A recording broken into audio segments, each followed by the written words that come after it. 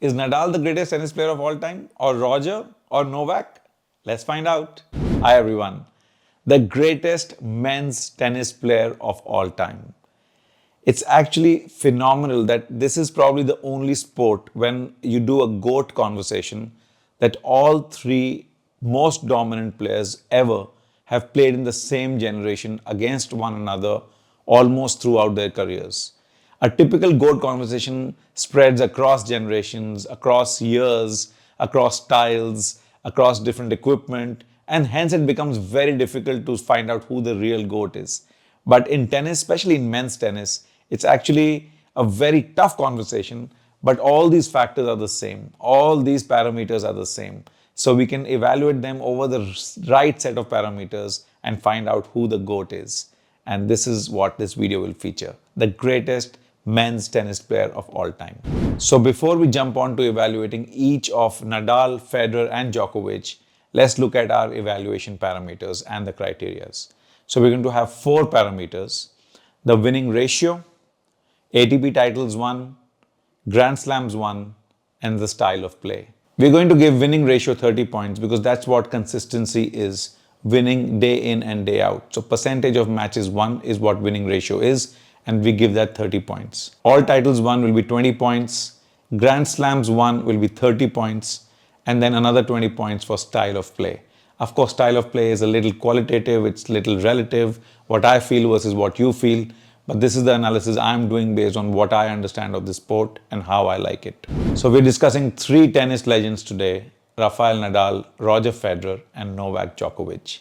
Before we jump on, I want to give a big shout out to Serena Williams, who in my opinion is the actual GOAT of the entire sport. When we look at men and women together, what she's done on the field, on the court, winning the slams, winning across so many years, winning across generations, continuously leading the way, also off the court, what she stands for, her fashion line, her public life, and what she's brought to the table. So the GOAT of tennis, in my opinion, in general, is Serena Williams. However, in this video, we're discussing the men's greatest tennis player of all time. Let's jump in. So the first athlete we're going to evaluate is Rafa Nadal. Now, I have to say that I'll be a little biased here. I'll try not to be, but I'm a huge Rafa fan. I've followed his career for almost 20 years now, and I really love what he stands for.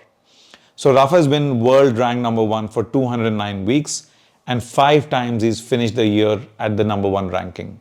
As we shoot the video today, he's currently world number 3, and despite such a long career, he's always stayed at the top. Now let's look at his winning ratio, which is the first parameter. So Rafa's winning ratio is 83.3%. 83.3% of the games he has played, he has won. So he's won 1,063 matches so far. That is the highest win ratio across all 3 people we are going to evaluate today. So on this parameter, he gets the maximum points, which is 30 points. The second parameter is total titles won. Rafa has won 92 ATP titles so far. That's the 4th highest in the Open era. And because he's a little below than some of the other top ones, he makes 15 points in this. The third one is, of course, Grand Slams. That's the big one. So Rafa has won 22 Grand Slams, which is the most for any male athlete. More than, of course, Novak, who's at 21, and Roger, who's at 20. The only asterisk in Rafa's Grand Slam wins is the fact that he's won the French 14 times, and which is more than any of the other Grand Slams that he's won. Of course, he's also won all 4, so Australian, Wimbledon, US as well. But there is definitely always a little bit of an asterisk because it's not a consistent win across all Grand Slam titles. So I'm going to dock 5 points here. So instead of 30, I'll give him 25. Even though he has won the maximum Grand Slams, he's not getting all 30 just because of the fact that he is facing some criticism that he's won so many of the French Opens. So the last parameter is style of play. Now Rafa is extremely aggressive. He plays from behind the baseline with heavy topspin, amazing ground strokes, phenomenal speed, phenomenal consistency, and his court coverage, oh my God, the way he runs, such an aggressive player, counter puncher. He's known for his athleticism, his speed, and he's an excellent defender. In this, I will give him all the points. So his total GOAT score would be 90. 90 out of 100, a handsome 90. The second player we're going to evaluate is Roger Federer. Now, speaking of Roger, he's definitely by far the most loved tennis player in the world. The most popular player, the most loved player, the most revered player. Now, whether he's the GOAT in the sport or not, we'll just find out. But he's definitely the biggest name in the sport. Now, as far as Roger is concerned, he's been number one ranked in the ATP for 310 weeks and a record of 237 consecutive weeks of being ranked number one. He has finished year-end ratings of number one 5 times in his career. So let's evaluate Roger across our parameters. Number one, winning ratio. Roger has a winning ratio of 82%, just 1% shy of Rafa. So he's won 1,251 matches in his career, and that's a phenomenal 82% ratio. Like I said, it's a little lower than Rafa. So here I'm going to dock 5 points. Out of 30, give him 25 points when it comes to winning ratio. Number two, all titles won. Roger has the second highest number of titles in the Open era, which is 103 ATP titles. That is more than Rafa and Novak. So there, in this parameter, he gets all of the 20 points. Number three, Grand Slam titles. Now, the great thing about Roger is that he's won Grand Slams across the board. He has a total of 20 slams. Most likely, it'll never be over 20. So he'll probably lose this race with both the competitors. But the good thing is that he has Australian Opens, his Wimbledons, US Opens across the board. Of course, he only has one French, which is a little bit of a question mark, but I would still give him 25 points, the same as Rafa. The reason is that Rafa had a little bit of a question mark with regards to winning so many French Open titles. Roger is all the way. He has all the titles and all 4 Grand Slams. So 25 points here as well. The last one is style of play. Roger has the most complete, beautiful style of play. It's so pleasant, so pretty to the eyes. His speed, his fluid style, his exceptional backhand, his shot making, his smashes are so powerful. I mean, the way he conducts himself and the way he plays is so soothing to the eye. If you're not even a tennis fan, if you see Federer play, you'll just fall in love with the sport. In fact, all of us really loved the sport and fell in love with the sport when Roger came into the picture. I know people started talking about tennis, people started talking about Wimbledon, and of course the sneak attack by Roger, which is his aggressive style of returning the serve. So I have to give him all the points when it comes to style of play. But Roger's total GOAT score is 90 points, just a little shy of Rafa. The third tennis player we will evaluate is Novak Djokovic. He has been ranked number one for 373 weeks. That's a record. And 7 times he's finished the year end with the number one ranking. Better than any other athlete ever. So before jumping on to evaluating Novak Djokovic, I do want to mention that the thing with him is that he's facing some issues with regards to competing in tournaments and Grand Slams because of his vaccine status. So unfortunately, he might miss out a little bit.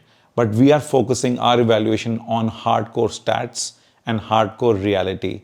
So unfortunately, we'll have to deal with whatever is in our hand right now and go with his current numbers. Another thing I would like to mention is he probably has a few more years in him, maybe 1 or 2 more than Nadal. And there's a possibility that he might win more, he might have a better record by the end of it. So those are 2 areas just to keep in mind before we look at Novak Djokovic. Let's jump in. His winning ratio. His winning ratio is 83.2%, literally almost to the second decimal equal to Rafael Nadal. So we'll have to give him equal points, maximum points, 30 points total in the winning ratio. Number 2, the all-time titles won. Now he's 5th in the Open era, behind Nadal and behind Federer. So he'll get 10 points here. But I do want to say that I believe he can cover up over the next few years and definitely make it a little higher here. The number 3 is Grand Slams. Now, Djokovic has 21 Grand Slams. He'd probably be even more than 22, possibly if he was playing all the Grand Slams. But the great thing about him is he's won the French twice, Wimbledon 7 times, Australian Open 9 times, and US Open 3 times. The most consistent. So I will actually give him the same amount of points as Rafael Nadal, 25 points, despite the fact that he has one slam less, but the fact that he's been so consistent across all slams. So the last parameter for Djokovic is the style of play. Djokovic is an aggressive baseline player. His ground strokes from both wings are consistent, deep, and penetrating. His best shot is his backhand down the line with great pace and great precision. He doesn't really have one crazy thing, but he has everything so strong and consistent. And I give him all the points, all 20 points on this parameter. So the total GOAT score for Djokovic is 85 points. So there you go. In my opinion, the greatest men's tennis player is Rafael Nadal. I say that with a little bit of an asterisk because Djokovic can, of course, win more slams, win more titles, get to greater things in the next few years and become the GOAT for sure. But at the moment, I would give my points to Rafael Nadal. So there you go, guys. The greatest men's tennis player is Rafael Nadal in my books. Of course, I say that with an asterisk because Djokovic has still a few more years in him, maybe 2 or 3 or maybe even 4, definitely a couple more years than Nadal. And he can win more titles, he can win more Grand Slams, he can break more records, he can improve his win percentage and so on. He's still going really great. So he can potentially become the greatest men's tennis player. But at the moment where things stand, I would give my vote to Rafael Nadal. And there you go. So if you loved the video, consider subscribing to my channel. If you enjoyed it, I will settle for a like. For all sports content, Indian sports content and Indian sports business content, you can follow my page. Ciao.